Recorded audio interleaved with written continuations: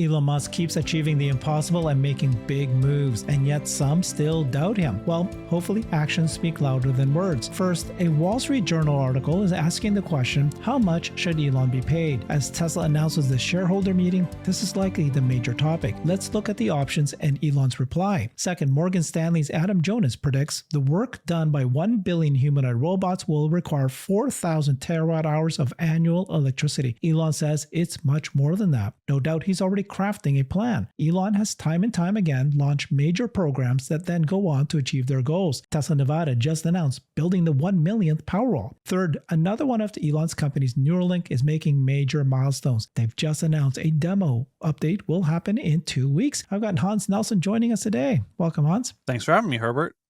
These are the big topics, massive big topics here. First one, of course, is, should Elon be paid? This is a guy that, first of all, wasn't getting paid. He hasn't been paid for, I think, 7 years at this point. And then when he did get paid, finally he got paid. The judge says it's not available. He's been waiting for a long time.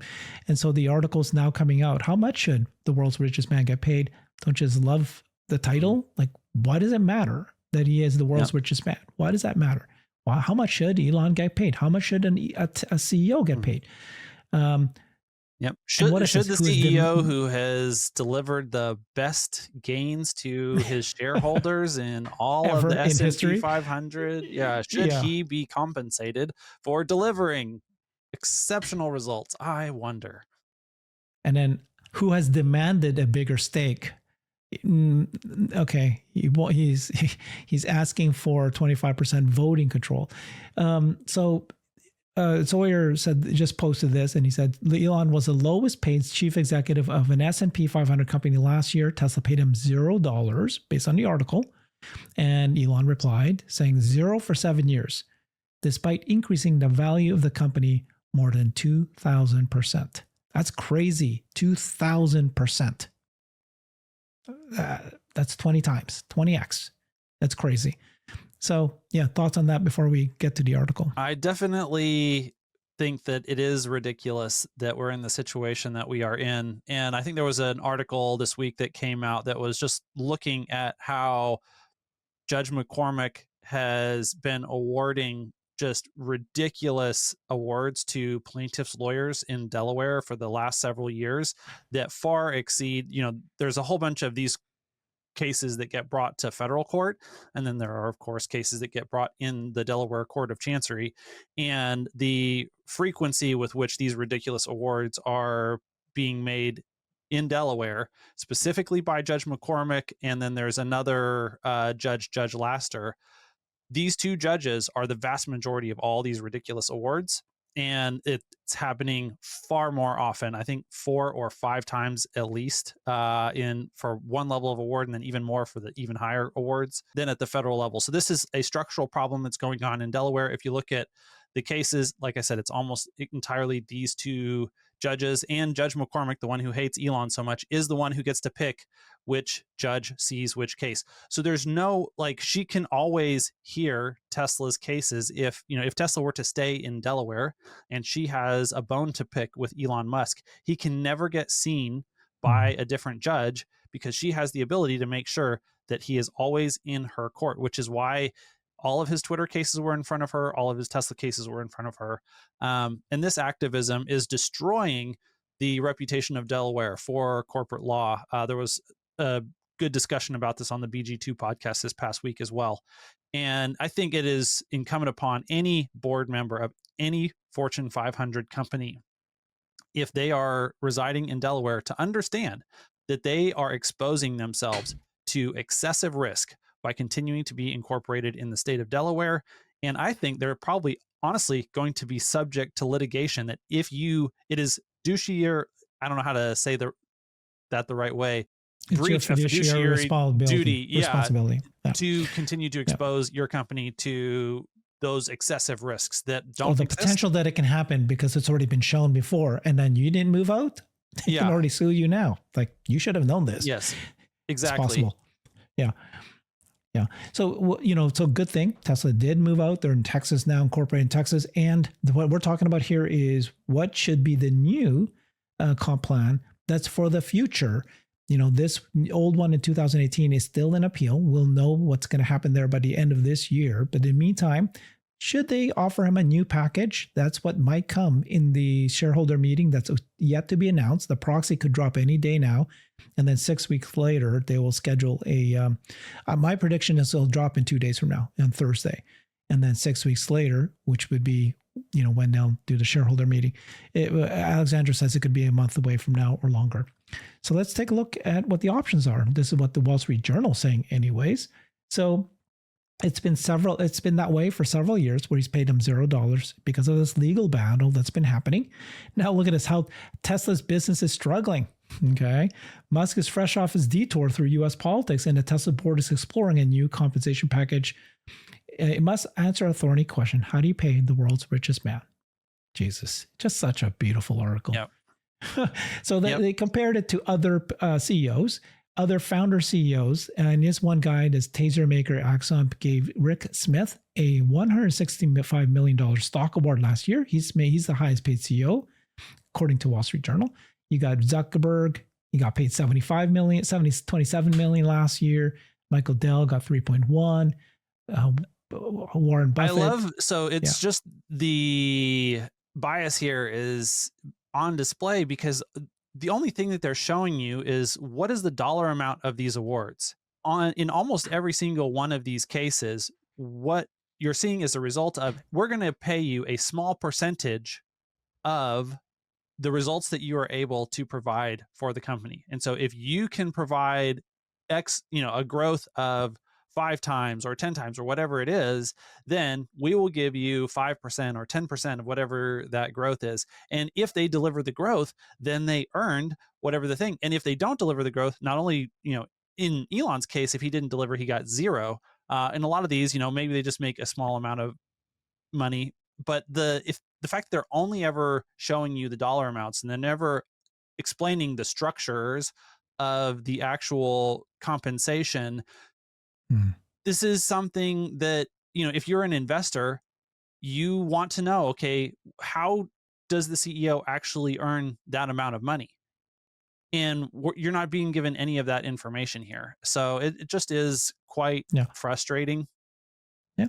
I mean, this is standard, right? This is the way it works. People are just given a compensation package. What actually Elon had in the past was he got paid $0 and only will make money if milestones are hit. These guys, no, it doesn't matter. We're just giving you this amount of money now. So, but they're just trying to say this is like, comparatively to what Elon's amount is. I think the Zucks are, and I would assume also the Axon CEO, I'm pretty sure those are pay for performance in stock options. And so they end up being worth a lot if the stock goes up a lot. Of course. Yeah. Well, stock, they give you the stock.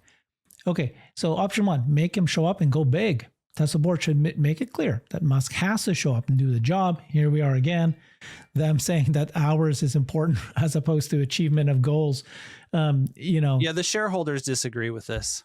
Of course. It's like achieve goals. That's what matters, not hours of work. He needs to be there, not 10 hours. He's got to be 40 hours. Why does that make a difference? Why should Tesla pay for that? It's making some requirements about him being involved, having some succession, and starting to run it like a real company. They have succession planning, and we love this company because it doesn't operate on the same shitty principles as so many other Fortune 500 companies. Okay. Clearly motivated by the potential to reap billions of dollars in Tesla shares. Okay. There's no point in putting out millions from him. So there's no point giving him 100 million here, 2 million there. That's not. And then somehow, look at this. Look at this. This guy says that the previous 2018 was too complicated. They should be simpler. The option guide was too intricate with dozens of tranches and even more discrete market and operating targets. Instead, he says, eliminate the complexity in paying for stock price performance that beats the market or even matches it, given that Tesla may no longer. He wants to tie him to stock price. It's like, are you kidding me?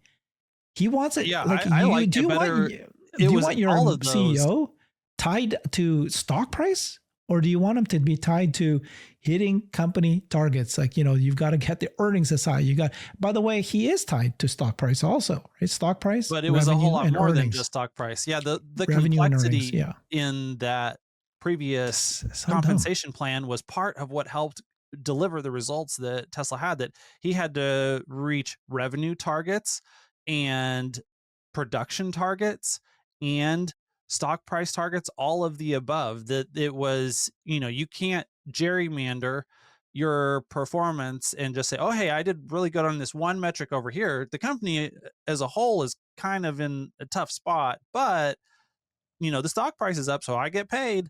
That's not what you want as an investor. And yeah, I mean, the reason it's just ridiculous because 70% of the shareholders at the time voted for the compensation package because it was good for us, the shareholders. And then when it came time to revote on it, even after Elon had delivered 70% again, even though the composition of those two groups of people in 2018 versus in, what was it, 2023 or 2024 that we voted on it again, whenever it was, it's different, but still roughly the same total percentage. And that's because the compensation package made sense. It was very aligned with the shareholders.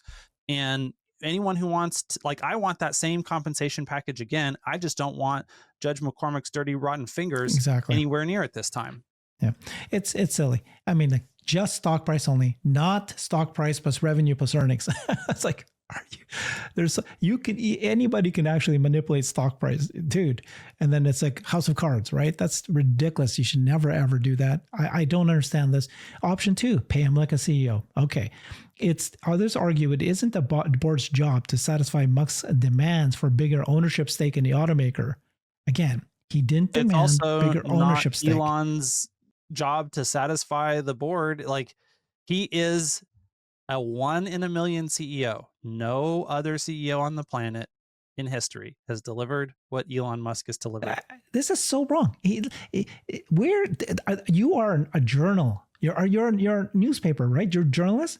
The CEO, Elon, has openly discussed devoting his attention elsewhere if he can't own a quarter of Tesla. That's not what he said. He didn't say, I have to own a quarter of Tesla. He said, I need to have voting control.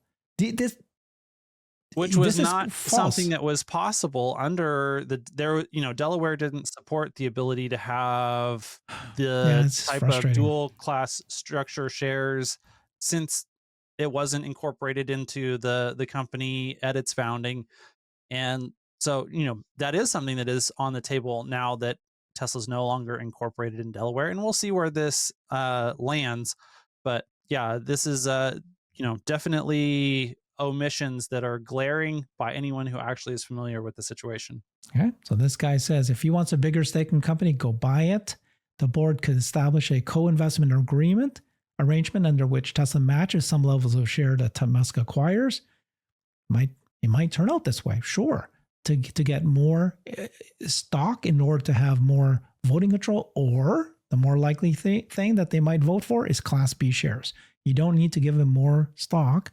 You just change that his voting control increases. We'll see how that goes. And then third option, pay him like everyone else. Okay. That is what it was. Yeah. If this was presented to the shareholders for a vote, it would receive a big fat goose egg worth of support. Like, maybe he'd get 10%, maybe.